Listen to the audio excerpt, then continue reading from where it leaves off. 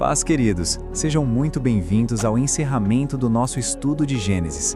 No último vídeo, vimos a fuga de Jacó, seus anos de trabalho, a noite em que lutou com Deus e a linda reconciliação com seu irmão Esaú. Agora, a partir de Gênesis 37, mergulhamos na história de José. A Bíblia nos conta que Jacó amava José mais do que aos outros filhos e lhe deu uma túnica especial. José teve sonhos em que seus irmãos e até seus pais se curvavam diante dele, o que gerou grande inveja.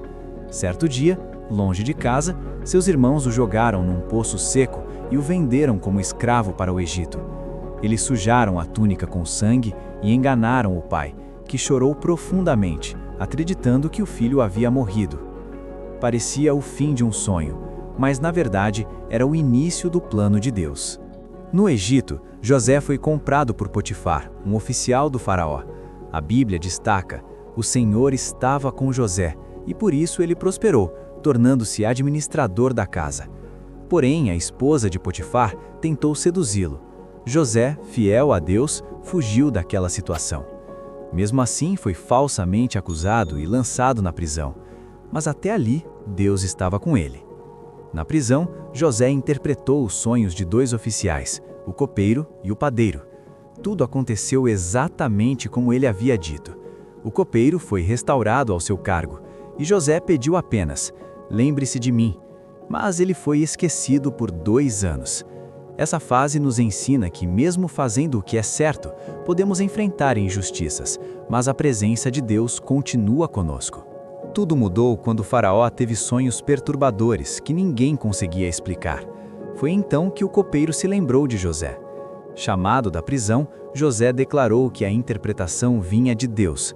Haveria 7 anos de fartura, seguidos por 7 anos de fome severa. Além de interpretar, ele apresentou um plano sábio para enfrentar a crise.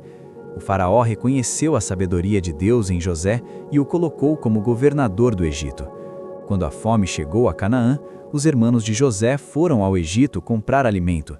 Sem o reconhecê-lo, se curvaram diante dele, exatamente como nos sonhos do passado. Deus havia transformado a dor em propósito e o sofrimento em posição. José decidiu observar o coração de seus irmãos. Depois de algumas situações, ele colocou à prova o caráter deles ao exigir que Benjamim ficasse.